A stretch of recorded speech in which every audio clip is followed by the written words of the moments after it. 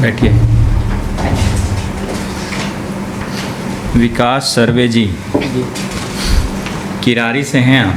जी sir. Navodaya Vidyalaya की स्थापना कब हुई थी? सर हमारे नवोदय की स्थापना नौ हाँ 1987 में हुई है और नवोदय जो समिति बने हैं वो 1986 में जो अच्छा। स्वतंत्रता दिवस 2021 को प्रधानमंत्री जी ने सैनिक स्कूल को लेकर एक महत्वपूर्ण घोषणा की, क्या है वो? इसके बारे में जानकारी नहीं है। नवोदय विद्यालय के समान ही एक आवासीय विद्यालय छत्तीसगढ़ में भी संचालित है जिसको राष्ट्रीय स्तर पर सराहा गया है, क्या है? सर इसकी जानकारी नहीं, पर मैं अनुमान कर सकता हूँ कि ये वो गुरुकुल विद्यालय है। एकलव्य आवासीय विद्यालय। जी जी। ठीक है। छत्तीसगढ़ी राजगीत कब अपनाया गया? तिथि का अनुमान नहीं सर। बिलासपुर जिला पिछली बार कब विभाजित हुआ था? सर 2012 में जब सॉरी सर अभी गोरेला पेंड्रा मरवाही बना 2018 में, तब 10 फरवरी 2018। सॉरी सर 2019 जी, कंफर्म? जहाँ तक मुझे याद आ रहा है। ठीक। रावघाट की पहाड़ियाँ कहाँ पे हैं? कांकेर में। दल्ली राजहरा क्यों फेमस है? सर अपने लॉयर्स की खान है वहाँ। राम वन गमन पथ छत्तीसगढ़ सरकार ने एक योजना चालू की है, उसमें प्रथम चरण में कितने स्थानों को सम्मिलित किया है? सर प्रथम चरण में 9 स्थानों को सम्मिलित किया गया है। अच्छा, उनमें से कोई 2 नाम बताइए। सिवरी नारायण और सीतामढ़ी हर चौका। आपने BE सिविल इंजीनियरिंग से किया है, कौन से कॉलेज से किया है? मैंने गवर्नमेंट इंजीनियरिंग कॉलेज रायपुर से किया है। आप अचानक से एडमिनिस्ट्रेटिव में जाना चाहते हैं, इसका कारण?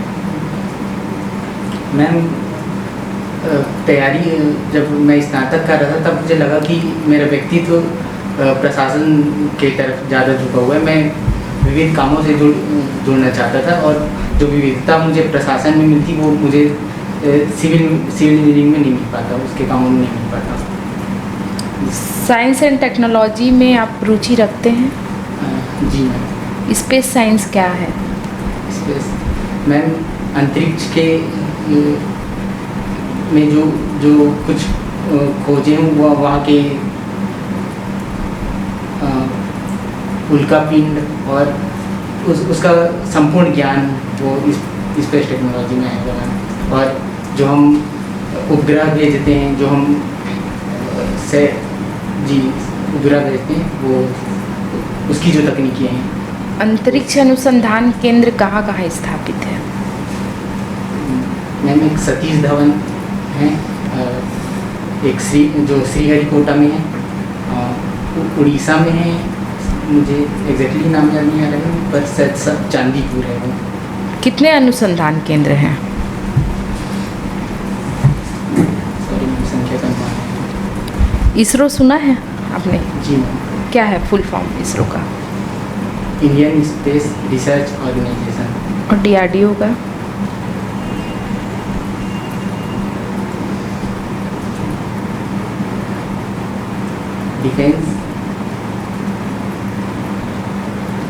Defence research.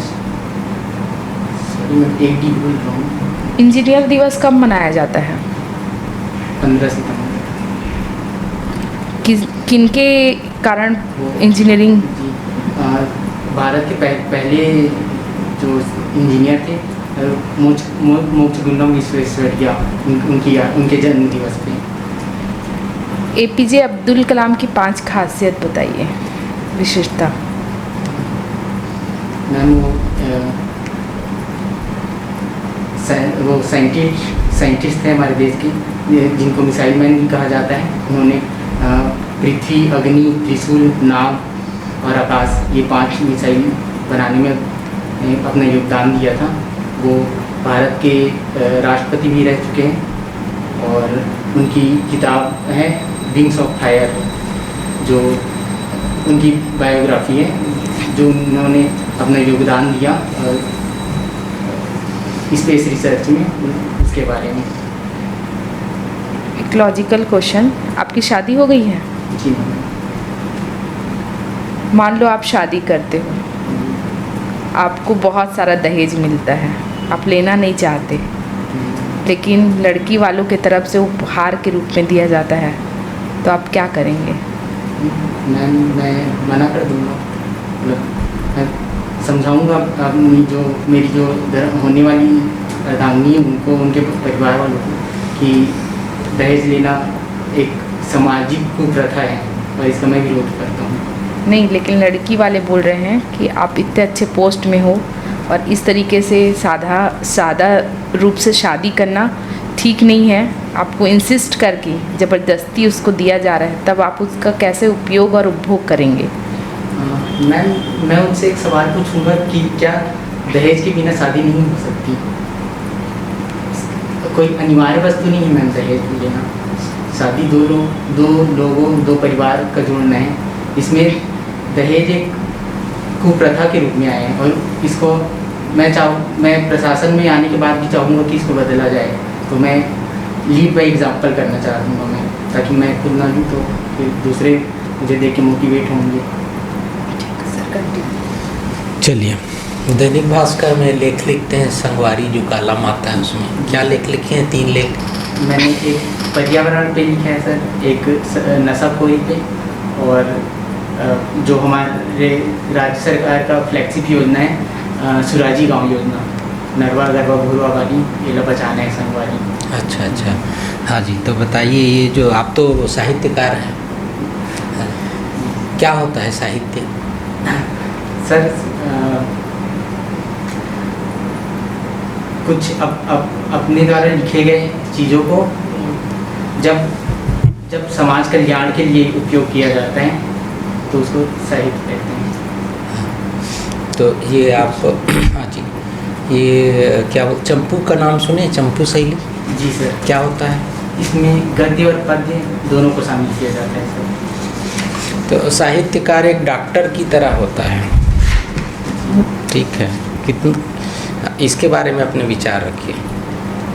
जी सर, मैं आपकी बात से सहमत हूँ। जिस प्रकार डॉक्टर एक मरीज़ का इलाज करके उसको स्वस्थ बनाता है, मुझे लगता है कि एक साहित्यकार भी समाज में अपनी भावनाओं को, अपने विचारों को, जो समाज का को कल्याण करता है उससे, और समाज को स्वस्थ बनाता है। हाँ, लोक साहित्य और शिष्ट साहित्य में क्या अंतर है? सर, लोक साहित्य एक विशेष क्षेत्र में लिखा, बोला या पढ़ा जाता है, उसमें व्याकरण संबंधी त्रुटियां हो सकती हैं, जबकि शिष्ट साहित्य मानक होता है, उसमें मानक भाषा का उपयोग होता है और ये बड़े स्तर पे लिखा या बोला या पढ़ा जाता है। कबीर जो है, जी सर, शिष्ट साहित्यकार हैं कि लोक साहित्यकार हैं? सर मुझे लगता है कि वो लोक साहित्यकार हैं। क्यों? उन्होंने लोक भाषा में अपना उनके जो, जैसे मैं बीजक का उदाहरण लूँ तो बीजक उन्होंने लोक भाषा में लिखा है। तो ये आप साहित्यकार क्यों नहीं बन रहे हैं? सर ये आप मुझसे पूछ रहे हैं? हाँ, आपसे ही पूछ रहे हैं। सर मुझे लगता है कि मैंने प्रशासन में मुझे ज़्यादा विविध कार्यों में से जुड़ने का काम मिलेगा, और इस जो मेरी रुचि है सर लिखना, उसको मैं इस प्रशासन में आने के दौरान भी इसको इसको जारी रखूँगा। 2 अवतार माने जाते हैं, राम और कृष्ण। जी सर। कौन कौन वंश के थे ये दोनों? सर राम जी सूर्यवंश के थे, सूर्यवंशी कहलाए, और सॉरी सर, कृष्ण जी को मुझे याद नहीं। ठीक, थैंक यू। विकास,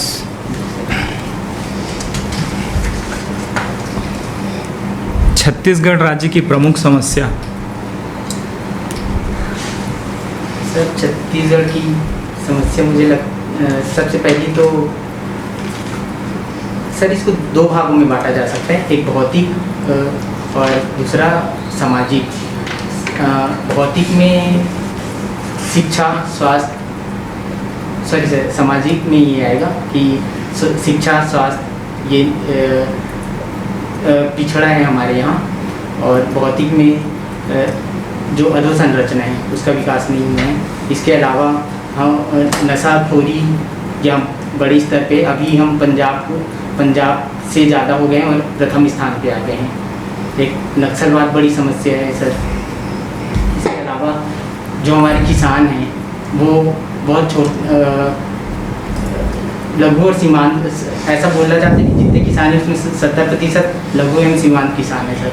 तो उनका जो आय है वो बहुत कम है, इसलिए हमारा जो प्रति व्यक्ति आय वो 1 लाख के करीब ही है।